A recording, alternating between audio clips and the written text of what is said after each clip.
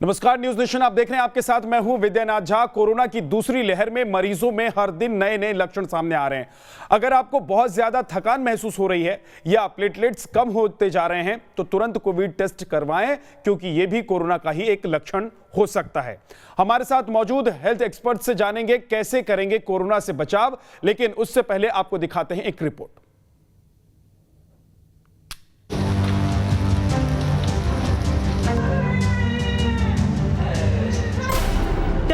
है corona virus का देसी वेरिएंट।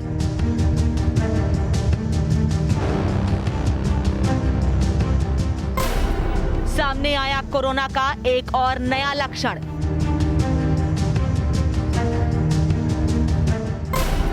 डॉक्टर्स के लिए पहेली बना बहरूपिया वायरस। हिंदुस्तान में कोरोना वायरस कोहराम मचा रहा है। कोरोना से संक्रमण और मौत के मामले में इजाफा हो रहा है। कोरोना की बेकाबू रफ्तार के आगे तमाम इंतजाम नाकाफी साबित हुए हैं। बीते 24 घंटों में देश भर में संक्रमण के 3,60,960 नए मामले सामने आए हैं। वहीं 24 घंटों में किलर कोरोना ने 3,293 लोगों की जान ली है। दिनों दिन बढ़ते मामलों के बीच अस्पताल बेड्स की कमी से जूझ रहे हैं। तो वेंटिलेटर्स की कमी की वजह से मरीजों की सांसें थम रही हैं। वहीं ऑक्सीजन के लिए हाहाकार मचा है। डबल म्यूटेंट वायरस के बाद अब ट्रिपल म्यूटेंट वायरस की दस्तक से खौफ पसरा है। तो बहरूपिया कोरोना वायरस के लक्षण भी तेजी से बदल रहे हैं। कोरोना की पहली लहर में जहां सर्दी, जुकाम, खांसी, बुखार, बदन में दर्द, नाक बहना और गले में दर्द को कोरोना का लक्षण माना जाता था, वहीं कोरोना की दूसरी लहर में रोजाना इसके नए नए लक्षण सामने आ रहे हैं। दूसरी लहर में कोरोना के मरीजों में डायरिया, आंखों का लाल होना, स्किन पर रैशेज, सिर में दर्द जैसे नए लक्षण देखे गए। वहीं अब संक्रमित होने वाले मरीज बहुत ज्यादा थकान महसूस कर रहे हैं, यानी ज्यादा थकान की वजह कोरोना हो सकता है। इसके बाद अब मरीज की प्लेटलेट्स में अचानक कमी होना भी कोविड-19 का एक लक्षण है। जानकारों के मुताबिक हर वायरल इन्फेक्शन में प्लेटलेट्स काउंट कुछ कम हो जाता है, लेकिन अगर बिना किसी खास वजह से बहुत ज्यादा थकान लगे तो उसे नजरअंदाज करने के बजाय कोविड-19 का टेस्ट तुरंत करवाना चाहिए, क्योंकि यह थकान प्लेटलेट्स गिरने की वजह से हो सकती है। जानकारों का दावा है कि कई मरीजों में यह लक्षण देखा गया है कि उनके ब्लड प्लेटलेट्स गिरकर 75 से 80,000 पहुंच गए, जबकि कई मरीजों के प्लेटलेट्स तो 20,000 तक गिर गए और उनकी मौत तक हो गई, जबकि सामान्य मरीज में 1.5 लाख से 4.5 लाख तक प्लेटलेट्स होती हैं। ऐसे में डॉक्टर थकान महसूस होने पर कोविड टेस्ट की सलाह दे रहे हैं। बहरूपिया कोरोना डॉक्टरों को बार बार छका रहा है। कई मरीजों में तो कोई शुरुआती लक्षण तक नहीं दिख रहे। कई बार तो एंटीजन तो दूर, RT-PCR में भी संक्रमण की पुष्टि नहीं हो रही है। ब्लड टेस्ट करवाने पर प्लेटलेट्स कम होने और सिटी स्कैन में पैचेस मिलने के बाद कोरोना की पुष्टि हो पा रही है। ऐसे में सावधान रहें, मास्क पहनें, सोशल डिस्टेंसिंग का पालन करें और कोरोना को फैलने से रोकें। Team news nation. तो कोरोना न सिर्फ अपना रूप बदल रहा है, रंग बदल रहा है, बल्कि इसके लक्षण भी बदलते जा रहे हैं। हमारे साथ खास मेहमान मौजूद हैं डॉक्टर राहुल भार्गव, डायरेक्टर फोर्टिस के, doctor Manoj Sharma, senior physician हैं, doctor Vinod Raina, senior physician, और doctor Deepali Bhardwaj, senior physician हमारे साथ मौजूद है। बहुत बहुत स्वागत है आप सभी का। सबसे पहले डॉक्टर राहुल भार्गव, मैं आपके पास आता हूं। अभी नए लक्षण कौन से ऐसे हैं कोरोना के जो सामने आ रहे हैं, जिसको लेकर लोगों को सतर्क रहना चाहिए?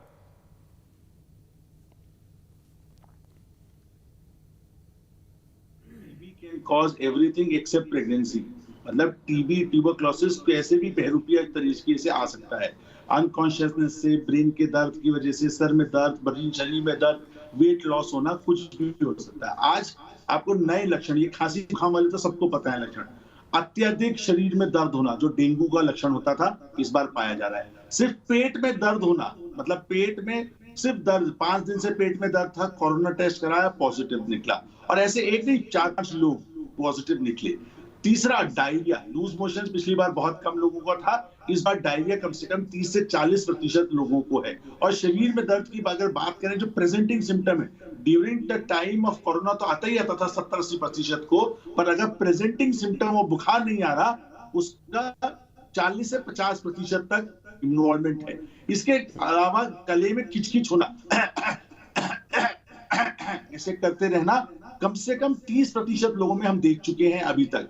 इसके साथ में बच्चों में जो सिम्टम्स आ रहे हैं, भूख कम हो जाना, जो 2 साल 3 साल के बच्चे हैं या 1 साल के बच्चे जो अभी हमने देखे हैं, उनमें दूध कम पीना, चिड़चिड़ापन होना, ये कॉमनली लक्षण आ रहे हैं। जॉइंट पेन्स का होना, देखिए बच्चों में सिर्फ जॉइंट पेन्स और लंग का इन्वॉल्वमेंट और स्किन रैशेस का होना बहुत कॉमन, जिसे हम कनेक्टिव टिश्यू डिसऑर्डर कहते हैं, उसका लक्षण पाना। तो ये अजीब अजीब प्रकार के, कुछ पेशेंटों में पैंक्रेटाइटिस हो गया, कुछ पेशेंट्स में सर में बहुत ज्यादा भयंकर दर्द की वजह से आए।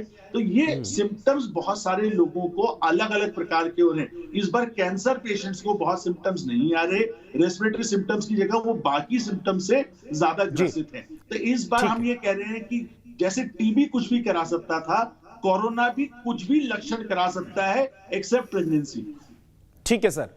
डॉक्टर दीपाली, ये तमाम वो लक्षण बता रहे हैं डॉक्टर साहब जो अमूमन इस सीजन में या इस तरह के जो लक्षण हैं वो वायरल फीवर में भी होते हैं। अब कैसे उसको अलग करें इस वायरस से, कोरोना वायरस से, उस वायरल को कैसे अलग करके देखें? नॉर्मली क्या आपका पेट अगर अपसेट हो रहा है आपका, या फिर कोई इस तरह के लक्षण जो डॉक्टर साहब बता रहे हैं उस तरह के लक्षण आ रहे हैं, तो क्या आपको टेस्ट करा लेना चाहिए या फिर कुछ डिफरेंस है वायरल एंड वायरस में? देखिए, वायरस एंड वायरल में तो बहुत ज़्यादा डिफरेंस है, क्योंकि डॉक्टर साहब ने बहुत खूब बताया कि ये जो कोरोना वायरस के रूप हैं ये थोड़ा टीबी जैसे सब कुछ कोई भी फीचर्स ला सकते हैं। ये आपके चैनल के द्वारा डॉक्टर्स डराने की कोशिश नहीं कर रहे, बट सबको अलर्ट करने की कोशिश कर रहे हैं जी। लॉकडाउन जो सरकार ने दिया है वो इसीलिए दिया है मेरी हिसाब से कि वो अपनी तैयारियां कर ले आगे आने वाली पीक के लिए, और उसके लिए शायद आपके चैनल और सब लोग काफी शोर भी मचा रहे हैं कि हमारी तैयारियां रेडी रहें, क्योंकि आगे बहुत भयंकर रूप भी ये ले सकता है। ये तो शुरुआत है। देखिए, वायरस ज्यादा स्मार्ट है। अगर आपको लगता है कि आपको जुकाम, सर्दी, नसला जैसी फीलिंग आ रही है, अगर आपको स्मेल चली गई है, तभी कोरोना टेस्ट कराएं, क्योंकि फॉल्स नेगेटिव इस म्यूटेंट रूप के ज्यादा बढ़ गए हैं। अब अपने आप को एक्सपोज करने की जगह सरकार की हेल्पलाइन नंबर्स हैं, वहां पे फोन करिए, अपने आप को रजिस्टर करिए, अपना कॉल ऑन डॉक्टर रखिए और तुरंत अपने सारे सिम्टम्स के हिसाब से ट्रीटमेंट शुरू कर दीजिए। स्टीम ले लीजिए, anti allergic, vitamin C, zinc, अपनी डाइट बढ़ाने के लिए ज्यादा अच्छे खाने के पदार्थ, रंग बिरंगे विटामिन और सेब, एप्पल, ऑरेंज, नींबू, इस मौसम के जो फल हैं उनको खाइए, और गर्म पानी पीजिए, बिल्कुल गर्म, ये नहीं हल्का गर्म, उसको बिल्कुल गर्म भाप वाला पानी पीजिए दिन में 3-4 बार, ताकि यहाँ पे थोड़ा रेस्ट मिले आपको। अगर बलगम भी आ जाती है, फीवर के साथ चिल्स भी आते हैं, तब टेस्ट कराइए, उससे पहले नहीं। ठीक है। डॉक्टर विनोद रैना, क्या प्लेटलेट्स अगर गिरने लग जाते हैं, प्लेटलेट्स में अगर गिरावट आप लोग पता चलता है, रिपोर्ट में अगर आता है, तो क्या उसको डेंगू नहीं समझे, उसको ये समझे कि हो सकता है कि कोरोना है? कोई भी वायरल फीवर जब भी होगा तो प्लेटलेट्स तो गिरेंगी, क्योंकि देखिए जो अभी हम सिनेरियो देख रहे हैं वैसे डेंगू में होता है कि बहुत सारे प्लेटलेट्स कम हो जाते हैं, क्योंकि पहले ऐसे जब हमारे पास पहली वेव आई थी उसमें इतने प्लेटलेट्स कम नहीं हो रहे थे, लेकिन जो अभी सेकंड वेव आई है तो इसमें यहाँ पर हम देख रहे हैं कि प्लेटलेट्स बहुत ज्यादा कम हो रहे हैं। तो ये इंडिकेशन है। देखिए, अगर आप मान के चलिए आपको लग रहा है कि आपको थकावट, आपको लग रहा है कि कुछ वीकनेस लग रही है या कुछ अच्छा नहीं लग रहा, बिल्कुल शरीर में कहीं कहीं पर आपको दुखन हो रही है, तो ये that can be possible that you are contaminated by virus. आपको तुरंत एक सिंपल सा टेस्ट कराना चाहिए, कंप्लीट हीमोग्राम DSR। अगर उसमें प्लेटलेट काउंट कम हो रहा है तो फैक्ट है कि that it can be corona. इस वक्त क्या प्रॉब्लम हो रहा है कि सारे लोग RT-PCR टेस्ट करा रहे हैं, लेकिन जो ये RT-PCR टेस्ट इस वक्त सबको नेगेटिव आ रहा है। तो अब हमको क्या करना चाहिए? सबसे पहले हमको जो सिंपल एंटीबॉडी टेस्ट है वो कराना चाहिए, कार्ड टेस्ट जिसको हम कहते हैं। अगर उसमें आता है तो ठीक है, अगर उसमें नहीं आता तो RT-PCR करना चाहिए। और सबसे इंपॉर्टेंट, जो ही ऑक्सीजन, कोई बहुत सारे पेशेंट्स को ऑक्सीजन लेवल कम हो जाता है, तो मान के चलेगा अगर ऑक्सीजन लेवल पेशेंट का 95 है तो घबरा जाता है, जैसे 98-99 होना चाहिए, वो 95 आ गया तो वो घबरा जाता है, तो वो एकदम से अपने आप को हॉस्पिटलाइज करने की कोशिश करता है।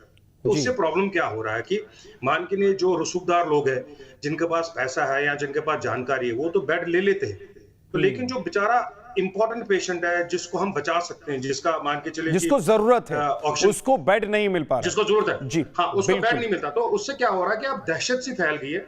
अब हर एक आदमी ऑक्सीजन लेने के लिए तैयार बैठा है। भाई आपको अभी कुछ प्रॉब्लम हुई नहीं तो आपने ऑक्सीजन स्टार्ट कर दिया। देखिए मैं ये पूरी जनता को, पूरी देश को ये मैं एक इंफॉर्मेशन देना चाहता हूं। दोस्तों, अगर आपको लगता है कि आपका ऑक्सीजन कंसंट्रेशन कम हो रहा है तो सबसे पहले ऑक्सीजन स्टार्ट ना करें, क्योंकि जो ही आप एकदम से ऑक्सीजन स्टार्ट करते हो तो उससे क्या होता है कि आपकी लंग्स को डिपेंडेंसी बढ़ जाती है ऑक्सीजन के ऊपर। आप एकदम से ऑक्सीजन स्टार्ट ना करें। अगर मान के चले आपका ऑक्सीजन गिर रहा है, आप वेट करो। अगर आपका 95 आ रहा सैचुरेशन, फिर 94, 93, इवन आप 90 तक वेट कर सकते हैं, क्योंकि 90 तक आपको ऑक्सीजन की जरूरत नहीं है। आप लंग्स को टाइम दे दो रिकवर करने की, क्योंकि जो ही आप 95 में ऑक्सीजन स्टार्ट कर देते हैं तो लंग्स को लगता है कि भाई मेरे को तो फ्री की ऑक्सीजन आ रही है, मैं क्यों काम करूं, भाई बॉडी डिपेंडेंट हो जाती है। ठीक है दोस्तों मत करो ऐसे, क्योंकि उससे क्या फर्क पड़ रहा है, हमारे देश में अकाल पड़ गया ऑक्सीजन का। ठीक है, ठीक बात है सर। 20 सिलेंडर कहीं पे नहीं है, हमारे पास ऑक्सीजन कंसंट्रेशन मशीन्स नहीं है। ठीक है डॉक्टर रैना, मैं आपके पास लौट कर आऊंगा, कुछ और सवालों के साथ आपके पास लौट कर आऊंगा। डॉक्टर मनोज शर्मा हमारे साथ हैं। डॉक्टर मनोज शर्मा, इल्तिजा है गवर्नमेंट से, सर मेरी एक इल्तिजा गवर्नमेंट से, इनको इस वक्त जितने भी ऑक्सीजन कंसंट्रेटेड मशीन्स हैं जो ऑक्सीजन बनाती है उनको इंपोर्ट करना चाहिए और उस पर इंपोर्ट ड्यूटी हटानी चाहिए। साहब ये जरूरी है कि जाने आप बचा सकते हो। एक 20-25 हजार रुपए का आपके पास इक्विपमेंट अगर है तो आप एक आदमी की जान बचा सकते हैं। साहब हमने यहाँ पर एक सेंटर लगाया है और हमने लोगों की जान बचाई है। और आप इमेजिन करो इस वक्त बच्चों की हालत खराब हो रही है, बच्चों का एकदम ऑक्सीजन कंसंट्रेशन लेवल नीचे जा रहा है। ठीक है, डॉक्टर मनोज शर्मा हमारे साथ हैं। डॉक्टर मनोज शर्मा, अब मैं ये समझना चाहता हूं और अपने दर्शकों को समझाना चाहता हूं, आप जरा उनको विस्तार से बताइए कि अगर प्लेटलेट्स कम हो रहे हैं तो अभी तक हम लोग ये समझते आ रहे थे कि ये डेंगू का मामला हो सकता है, अब ये नया सिम्टम है कोरोना का। तो कोरोना आपके अंदर घर कर गया है, कोरोना से आप संक्रमित हो गए हैं, ये महसूस कैसे करें लोग? क्योंकि अभी तो लोग समझ नहीं पा रहे हैं। किसी को पेट में दर्द हो रहा है, जैसा कि डॉक्टर साहब ने कहा, तो कोरोना निकल जा रहा है, सर में दर्द हो रहा है तो कोरोना से संक्रमित हो जा रहा है। तो प्लेटलेट्स अगर डाउन हो रहे हैं, डेंगू नहीं है, कोरोना है, ये इसको कैसे अलग करके देखें? डेंगू का टेस्ट कराएं या कोरोना का टेस्ट कराएं? हाँ, क्रोनोलॉजी समझते हैं। अगर हम पहली वेव की ओर देखते हैं तो पहली बार जब वेव आई थी कोरोना की तो उसमें जो मिनिमम सिम्टम्स होते थे, हल्का सा बुखार हो जाता था और खांसी हो जाती। जो है सिम्टम्स, जो डबल म्यूटेंट स्ट्रेन आया है ये बहुत ज्यादा इन्फेक्टिव है, विरुलेंट है और लीथल है। इसमें जो सिम्टम्स भी अब चेंज हो गए हैं। अब सिम्टम्स क्या चेंज हो गए हैं, यहाँ पे high grade fever with chills आ रहा है, जो सिम्टम्स आ रहे हैं। दूसरा क्या हो रहा है कि इसमें क्या हो रहा है कि अनयूजुअल कोल्ड फील हो रहा है। हेलो, अनयूजुअल कोल्ड फील हो रहा है, पेशेंट्स को डायरिया हो रहा है, रैशेस हो रहे हैं, हेडेक हो रहे हैं, फैटीग हो रहा है। तो हमारा जो मेन ऑब्जेक्ट होना चाहिए, अर्ली डिटेक्शन ऑफ सिम्टम्स होना चाहिए। अगर आपको ये सारे सिम्टम्स नजर आते हैं तो हमको सबसे पहले जांच करानी चाहिए। एक सिंपल टेस्ट है सीबीसी। अगर हम वो सीबीसी करवा लेते हैं तो उसको हमें पता चल जाता है कि अगर ये लक्षण में कहीं प्लेटलेट कम हो रहे हैं कि नहीं हो रहे हैं। अगर हमारा प्लेटलेट काउंट अगर कम हो रहा है, that means we require early intervention. Early intervention से ही हम आगे बढ़ सकते हैं। दैट मीन्स इन्फ्लेमेशन या कोरोना का जो प्रकोप है उस बंदे पे जो लेवल है वो ज्यादा है। तो early intervention is key to success. तो first day, third day, fifth day, seventh day, they are very important days in means of the corona detection. ठीक है डॉक्टर दीपाली, अगर मरीज जी कुछ और कहना चाहते हैं डॉक्टर साहब? डॉक्टर शर्मा आप कह लीजिए, कंप्लीट कर लीजिए। क्योंकि ये जो नया स्ट्रेन आ रहा है इसमें फास्ट नेगेटिव रिजल्ट भी आरटीपीसीआर में बहुत ज्यादा आ जा रहे हैं। हमें देखना पड़ रहा है कि सिम्टम्स हैं, अगर सिम्टम्स हैं फिर भी उसको अगर आरटीपीसीआर नेगेटिव आया है तब भी हमको लाइटली नहीं लेना है। हमें अगर सिम्टम नजर आते हैं तो सबसे और दूसरा टेस्ट जो सीटी टेस्ट है वो करवाना ही चाहिए, ताकि थर्ड और फोर्थ डे में हम उसको एज अर्ली एज पकड़ लें। ठीक है सर, ठीक है डॉक्टर दीपाली, इलाज की ओर बढ़ते चले। ठीक है डॉक्टर दीपाली, अब क्या है कि सारे सिम्टम्स जो हैं वो कोरोना ने हथिया लिए हैं। ऐसा लग रहा है कि आपको कुछ भी हो तो कोरोना हो सकता है, आपको कोरोना टेस्ट करा लेना चाहिए। और यही वजह है कि देखिए कोरोना टेस्ट सेंटर जो हैं, चाहे वो दिल्ली का हो, चाहे उत्तर प्रदेश का कहीं का हो, हरियाणा का हो या देश के किसी भी हिस्से का हो, वहां पर लंबी लंबी लाइन लग गई है, बड़ी दिक्कत हो गई है। 5-5, 7-7 दिन तक तो रिपोर्ट नहीं आ रही है। थकान भी लोग महसूस कर रहे हैं, तो क्या कोरोना का टेस्ट करा ले? विद्यानाथ जी, ये आप वही बात कह रहे हैं जिस तरह अभी लोग, दिल्ली के लोग ऑक्सीजन की होर्डिंग कर रहे हैं, कहीं सुनने में आता है रेमडेसिविर की होर्डिंग हो रही है। अब लोग टेस्ट के लिए भी ऐसे करेंगे, RT-PCR नहीं तो एंटीजन टेस्ट करा लेंगे, उसमें नेगेटिव हुआ खुश हो जाएंगे, मास्क उतार देंगे। सब लोग ये समझ लें कि ये वायरस इंसान से ज्यादा स्मार्ट है। और कल जो अपोलो में भी हादसा हुआ, आपने सबको पता है कि कैसे एक डॉक्टर को मारा गया वहां पे, क्योंकि एक पेशेंट की अटेंडेंट की डेथ हुई। इस वक्त सोसाइटी को एकजुट होना है, डॉक्टर्स की रिस्पेक्ट करनी है। देखिए, आप रिस्पेक्ट करें ना करें, मगर इस तरह अगर मारेंगे तो आप एक बार ही सोचिए, अगर आपके प्रोफेशन में ऐसा हो और अगर आप के साथ ऐसा होगा तो आप जरूर स्ट्राइक करेंगे या जॉब छोड़ेंगे। मगर डॉक्टर्स बेफिक्र लगे हुए हैं। बेफालतू टेस्ट ना कराएं जब तक 2-3 सिम्टम्स नहीं आते, या कम से कम 3-4 दिन नहीं रहता। बार बार हर चैनल और मीडियम के द्वारा 1.5 साल मैं वही पूछ रहा हूं डॉक्टर दीपाली कि अगर लोगों को थकान महसूस हो रहा है, थकान के लक्षण हैं और कमजोरी फील हो रही है, तो क्या उनको जाना चाहिए टेस्ट कराने के लिए कि नहीं जाना चाहिए? नहीं, बिल्कुल नहीं। अगर आपको 4-5 दिन ऐसा लग रहा है और पहले नहीं था, अचानक से हुआ है, तो आप करें। मगर अगर आपके साथ ऐसा हुआ है तो थोड़ा रेस्ट करिए, प्रोन लेटें, जिससे आपके फेफड़ों के अंदर ज्यादा ऑक्सीजन जाए, फटीग के लिए भी अच्छा रहता है। थोड़ी मोटी घर के अंदर एक्सरसाइज करें, हिले डुलें, अपना SpO2 नापें 3-4 बारी, हर 3-4 घंटे की गैप पे देखें वो कम तो नहीं हो रहा, तभी कोई ब्लड टेस्ट कराना मेरे हिसाब से ठीक बात है। हमारे हेल्थ इंफ्रास्ट्रक्चर को और ना दबाया जाए। ठीक है डॉक्टर भार्गव, अब मैं ये जानना चाहता हूं आपसे कि क्या अगर बुखार नहीं है, गला खराब है, तो भी टेस्ट करा लेना चाहिए? क्योंकि ये तो अभी एलर्जी का जो मौसम है उसमें लोगों का गला खराब हो रहा है, ठंडा गर्म हो रहा है लोगों के साथ। तो बुखार अगर ऐसे में नहीं है तो क्या वो जाएं गला खराब होने की वजह से और टेस्ट कराएं, या फिर कह सकते हैं कि ये एक लक्षण है कोरोना का? देखिए, मैं थोड़ी सी इस बात डॉक्टर दीपाली की बात से सहमत नहीं हूँ। मैं हर बात से उनकी सहमत होता हूँ, पर आज सहमत नहीं हूँ। इंपॉर्टेंट इशू जैसे HIV हर बार क्यों कराते थे? 1985 के बाद आप कोई भी सर्जरी से पहले हेपेटाइटिस B, हेपेटाइटिस C और HIV कराते थे।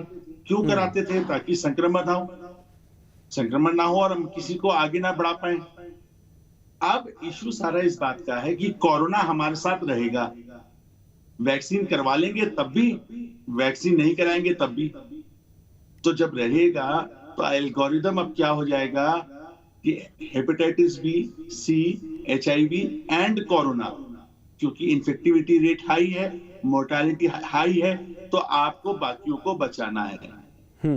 अब इसका सॉल्यूशन ये है कि जब लॉकडाउन लगे या जब इंफ्रास्ट्रक्चर की बातें हो, तो आपको निर्माण इतने तरीके से करना पड़ेगा कि टर्न अराउंड टाइम 6 घंटे का हो जाए PCR से, और 1 करोड़ लोग भी अगर करवाएं तब भी आप PCR करा पाए। क्यों?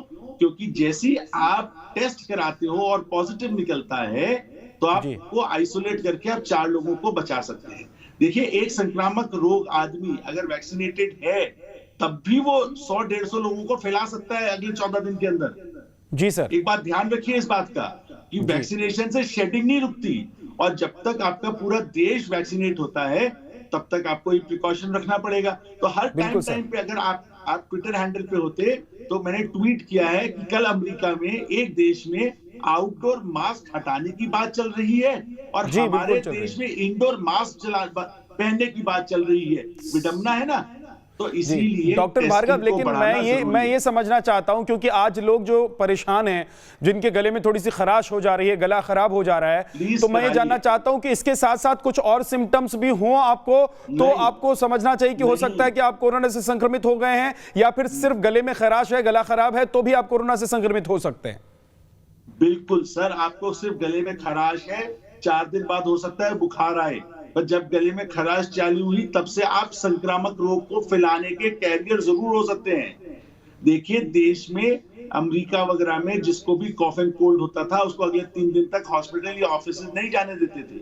हमारे देश में अगर हमको आगे बढ़ना है सुचारू रूप से, आप टेस्ट कराइए। आपको सर में दर्द हो तब भी टेस्ट कराइए, शरीर में दर्द हो तब भी टेस्ट कराइए। क्योंकि टेस्टिंग से ही आप पता चल पाएगा कि कितने लोगों को आप आइसोलेट करके बचा सकते हैं। तो ये टेस्टिंग और टेस्टिंग पीसीआर के माध्यम से ही होगी सर, एंटीजन से नहीं होगी। एंटीजन में 70% लोग नेगेटिव निकलते हैं।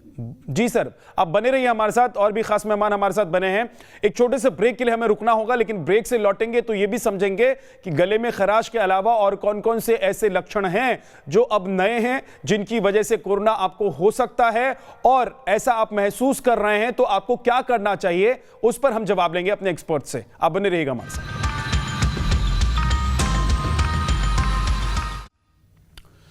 तो न्यूज नेशन आप देख रहे हैं, और हम यह जानने की कोशिश कर रहे हैं कि कैसे कोरोना का संक्रमण आपको हो रहा है लेकिन लक्षण बदल रहे हैं, तो आपको पता चले कि आपको कोरोना हो गया है।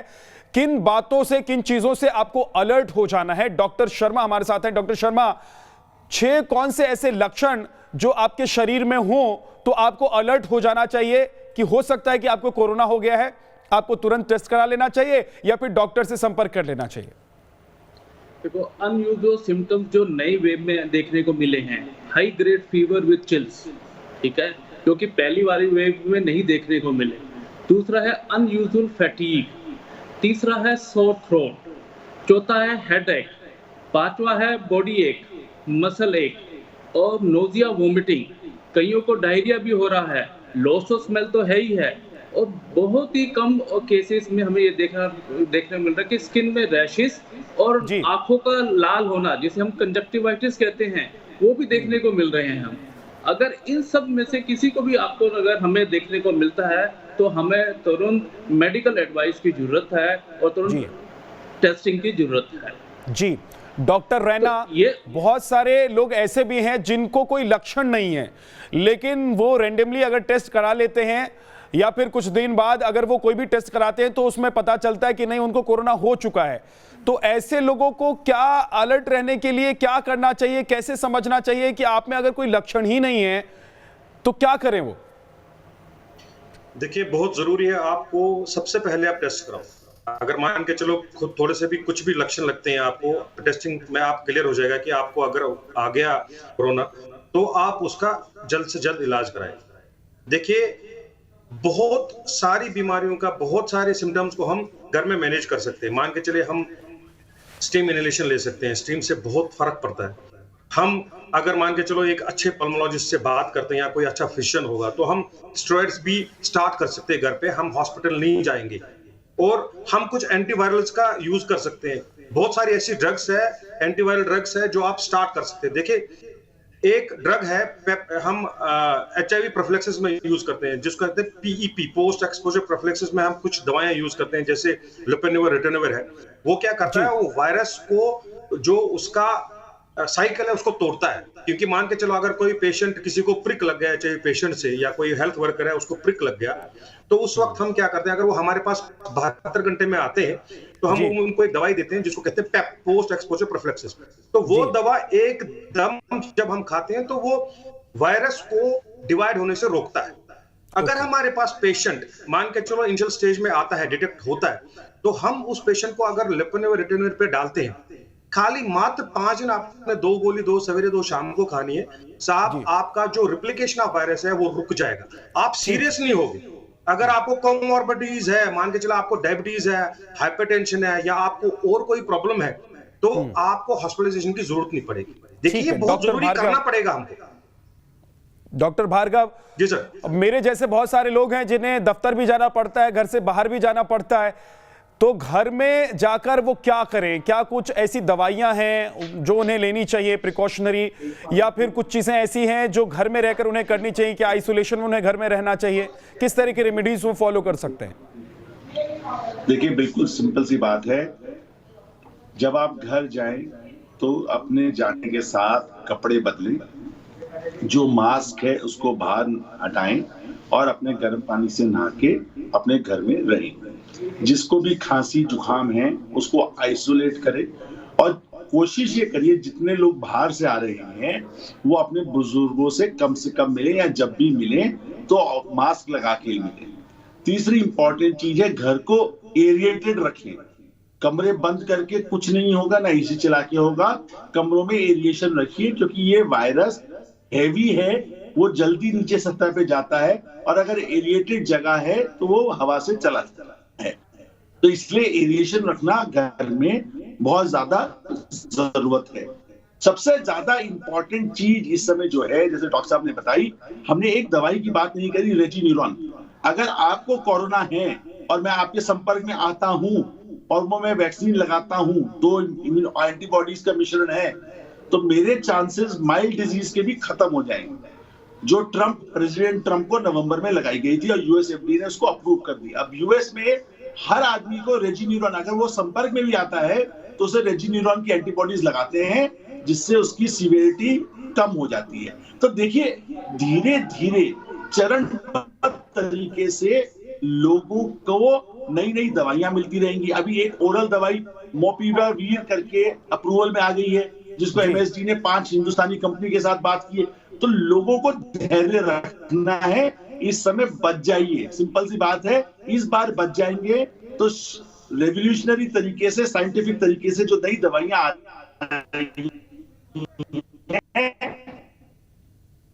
वो आपको इंपॉर्टेंट 6 महीने से साल भर रुकिए, नई वैक्सीन, नई दवाइयां मार्केट में आएंगी जो पुरानी दवाइयों से ज्यादा सुदृढ़ होंगी और बेटर होंगी। ठीक है, एक चीज और बता दीजिए डॉक्टर भार्गव कि कुछ विटामिन की गोलियां, जिंक की गोलियां या फिर कोई ऐसी दवाई जो है अभी क्या जिनको कोरोना नहीं भी है वो भी ले सकते हैं, उनको ले लेना चाहिए, शुरुआत कर देनी चाहिए एहतियाती तौर पर? इसका आंसर थोड़ा विस्तार से दूंगा मैं। जब हम बॉडी की इम्यूनिटी बात करते हैं, immunity is a total sum of what we have done on a day to day basis for past 30 years. मतलब वो क्यूमुलेटिव सम ऐसा जो आप करते हैं, कैसा खाना खाया, कैसा आपने व्यवहार किया, कैसा आप सोए, कितना आपको स्ट्रेस रहा, उसके बेसिस पे इम्यूनिटी बनती है। तो ये आप जिंक खा लीजिए, जिंकोविट की गोली खा लीजिए, ये पॉपिन्स की गोली की तरह है, जिसका कोई फायदा नहीं होता। इसका फायदा दवा कंपनी को जरूर होता है, मरीज को कोई फायदा नहीं होता इसका। तो आपको ये समझना आवश्यक है कि कोविड में बहुत सारी अननेसेसरी दवाइयां भी चल रही हैं जिससे फायदा नहीं होता। बट हाँ, जनरल इम्यूनिटी को बढ़ाने के लिए अपने जो सात्विक तरीके से अपन भोजन करते थे उस पे वापस चले जाइए अपनी पद्धति पे, और SIP की तरह रोज पौष्टिक खाना खाइए, ताकि आपका इम्यूनिटी हेल्थ जो है SIP की तरह अगले 20 साल के बाद आपको रिटर्न दे 10-12% का। ठीक है सर, और अच्छी नींद भी लें, ये भी आप कह रहे हैं।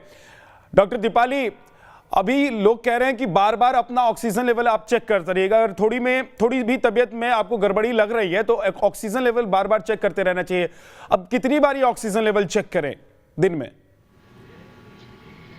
विदिना जी, कोई कमी तो है ही नहीं, लोग तो हर वक्त करे जा रहे हैं, मगर आप तभी करिए अगर आपको कोई सिम्टम्स लगते हैं, कोई भी आपको लक्षण लगा है। जैसे आज बताया है नए चेंजेस, उसमें मैं एक ऐड करूंगी कि स्किन रैश भी हो सकती है जो कोरोना को लेके आए, कि वो एक सिम्टम हो सकता है इनिशियल। सो कोई सिम्टम हो तो हर 3 से 4 घंटे में करें, अगर ब्रेथलेसनेस सेट इन हो गई है तो हर 1 घंटे में करें और उसको लिखें। अगर कुछ नहीं है तो कृपया अपने पैनिक को कम करें। जैसे डॉक्टर साहब ने बहुत खूब तरह से बताया कि आपकी सालों की इम्यूनिटी है, उसको आप मैच्योर करें, या आपका एक तरह का जैसे शेयर्स या फाइनेंस फंड की तरह आप अपनी हेल्थ को बेटर करें। देखिए, इस वक्त पैनिक करने का कोई मतलब नहीं है। आपके चैनल के द्वारा बस रिक्वेस्ट है सरकार से कि जो 1 से वैक्सीनेशन टीकाकरण शुरू होगा वो बहुत अच्छे से और ऑर्गेनाइज तरीके से हो, कि लोगों को दिक्कत ना आए और लोगों को वैक्सीन लें। अगर हम रोजाना 1 करोड़ वैक्सीन लगाएंगे पूरे भारत में, तब जाके हमारी 3rd वेव शायद कम आए और 2nd वेव की पीक टॉलरेबल हो जो अब आने वाली है। तो हमें टीकाकरण बहुत टॉप स्पीड पे बढ़ाना है। डॉक्टर भार्गव, छोटे बच्चों में कोरोना के लक्षण क्या अलग होते हैं, और जिन लक्षणों के बारे में हम बात कर रहे हैं, क्या किसी एज ग्रुप को लेकर हम उसे कह सकते हैं कि उस एज ग्रुप में वो लक्षण होते हैं, या जो छोटे बच्चे होते हैं, जो मासूम बच्चे हैं जिनको आजकल कोरोना का संक्रमण हो रहा है, उनमें भी वही सेम लक्षण आएंगे? देखिए, पहली बात तो ये बहुत ही दुखद बात है कि इस वेव में ना बच्चे को छोड़ दी, ना बूढ़े को छोड़ दी, ना जवान को छोड़ दी। इस बार 2 साल का बच्चा क्रैंकीनेस, मतलब रोए जा रहा है, पतले दस्त हो रहे, पॉजिटिव आ गया। कैंसर का बच्चा सर में भयंकर दर्द के हिसाब से आया। तीसरा आया, रेस्पिरेटरी अरेस्ट हो गया, उसको इंट्यूबेट करना पड़ा, ट्यूब डालनी पड़ी, पता चला उसमें कोविड एंटीबॉडीज थी, उसकी वजह से उसके लंग्स में निमोनिया हो चुका था, जो कि पता ही नहीं चला। इस बार हैप्पी हाइपोक्सिया जैसे बच्चों में, बूढ़ों में आ रहा था कि ऑक्सीजन 80-90% पे आ रही थी। अभी 3 साल की कल बच्ची आई जिसका सैचुरेशन सिर्फ 70% था। तो देखिए बच्चों में भी विभिन्न प्रकार से आ रहे हैं और इस बार वो कनेक्टिव टिश्यू डिसऑर्डर जिसे हम कहते हैं, जोड़ों के दर्द से ज्यादा बच्चे प्रेजेंट कर रहे हैं। कम खाना बच्चों में बहुत कॉमन चीज, जब भी बच्चा बीमार होता है उसकी भूख खत्म हो जाती है। देखिए पहले 5 साल तक के बच्चों में बड़ा मुश्किल होता है ये पता लगाना कि क्या सिम्टम है, क्योंकि वो बोलता नहीं है। जैसे उसकी भूख कम हो जाए, वो लेथार्जिक हो जाए, हंसना कम कर दे, ये संकेत है कि बच्चा बीमार है। देखिए ये बात पक्की है कि कोरोना आपके साथ रहेगा, कोरोना नहीं जाएगा। कोरोना के साथ जीना सीख लें, बिना डरे, बिना सहमे, राइट एडवाइस ले और आप अपना टेस्ट करा के आइसोलेट करने की प्रथा को चला लीजिए। मास्क साथ में रखिए। वैक्सीनेशन के बाद कोरोना के साथ जीना अब हमको सीखना पड़ेगा, तभी जीवन चलेगा, ये आप कह रहे हैं। डॉक्टर गर्ग हमारे साथ हैं, डॉक्टर रैना हमारे साथ हैं, सॉरी डॉक्टर रैना, कभी कभी ये देखा गया है कि थोड़ी सी लापरवाही बहुत खतरनाक साबित हो जा रही है। जैसे कुछ लोगों को 2-3 दिन का फीवर आया, उन्होंने कहा कि ये फीवर था, उन्होंने फीवर की दवाई खाई, 4-5 दिन के बाद वो फिर इस कंडीशन में चले गए कि उनको बचा पाना मुश्किल हो गया या फिर वो बच नहीं सके। तो ऐसी लापरवाही से बचने के लिए या फिर ऐसी लापरवाही ना हो, अब क्या हमारे दर्शकों को सलाह देंगे? सर बिल्कुल, आपने सबसे पहले टेस्ट करना है। टेस्ट जो ही आप करोगे, अगर पॉजिटिव है तो आपको आइसोलेट करना है। और बिल्कुल आप दिन में तकरीबन 3-4 बार आप ऑक्सीजन चेक करोगे कि कितना कंसंट्रेशन है। देखिए सबसे इंपॉर्टेंट, बच्चों में बहुत ज्यादा प्रॉब्लम हो रही है। अब बच्चे तो बता नहीं पाते हैं। अभी हमारे पास 2 दिन पहले एक बच्ची आई, उसका 73% ऑक्सीजन लेवल हो गया था। दैट मीन्स बिल्कुल खेल रही थी और एकदम से कोलैप्स कर गई। तो बच्चों को अगर आपको लग रहा है कि फीवर आ रहा है, अगर उनको कुछ परेशानी हो रही है, तो उनको एकदम से ब्रेथलेसनेस नहीं होगी और वो आपको बता नहीं सकते कि आप उसको ब्रेथलेसनेस हो रही है। तो उसमें क्या है कि आप अगर 4-5 बार दिन में आप ऑक्सीजन लेवल चेक करोगे तो आपको इंडिकेशन मिलेगा कि ऑक्सीजन लेवल गिर रहा है। तो वहां पर आप, क्योंकि देखिए बच्चों के जो लंग्स होते हैं बहुत छोटे होते हैं और एकदम से कोलैप्स कर जाते हैं, तो ये बहुत बड़ी प्रॉब्लम होती है। उनको रिवाइव करना फिर बहुत मुश्किल होता है। तो ये ध्यान रखें। बहुत ऐसे, अभी सर ने भी, देखो डॉक्टर भार्गव ने भी अभी बताया कि इनके पास भी कल एक पेशेंट आया था जिनका 73 हो गया था ऑक्सीजन लेवल। तो ये अब बच्चों में भी प्रॉब्लम हो रहा है। तो आप बच्चों को कैसे आप डायग्नोस करोगे? आपको बस खाली ऑक्सीजन कंसंट्रेशन लेवल चेक करना है। और दूसरा जो बड़े हैं, बड़ों को बिल्कुल प्रॉपर डाइट लेना, हाई प्रोटीन डाइट ले लें। अगर आप नॉन वेजिटेरियन है तो आप अंडे खाइए, एग व्हाइट बहुत अच्छा सस्ता प्रोटीन है, और आप फिश खा सकते हैं। और अगर आप वेजिटेरियन हैं तो आप पनीर खाइए, आप सोया प्रोटीन ले लीजिए, आप दालें खा लीजिए। प्रोटीन लेवल आपको बढ़ाना पड़ेगा, बहुत जरूरी है। अगर आपके बॉडी में अच्छा प्रोटीन है तो वो आपको बहुत अच्छी शक्ति देगा वायरस से लड़ने के लिए। साथ में आप अदरक यूज कर सकते हैं, आप अदरक का यूज ज्यादा कर सकते हैं, आप लहसुन का यूज ज्यादा कर सकते हैं, आप आंवला खा सकते हैं, विटामिन सी है उसमें जी। आप अभी अमरूद है आप खा सकते हैं, अंगूर है आप खा सकते हैं, आप जूसेस यूज कर सकते हैं, इनका अगर जूस बना के पी सकते हैं। देखिए आपको पौष्टिक खाना, हाई प्रोटीन डाइट खाना जरूरी है। अगर आप ये सारी चीजें करेंगे 100% आप इस चीज को जीत जाएंगे। और लेकिन अगर आपको लग रहा है कि ऑक्सीजन कंसंट्रेशन गिर रहा है, घर में बैठना नहीं है। 90 से नीचे आपको ऑक्सीजन कंसंट्रेशन लेवल जा रहा है तो आपको अलार्मिंग सिचुएशन में है, आपको अपने आप को हॉस्पिटल करना ही पड़ेगा।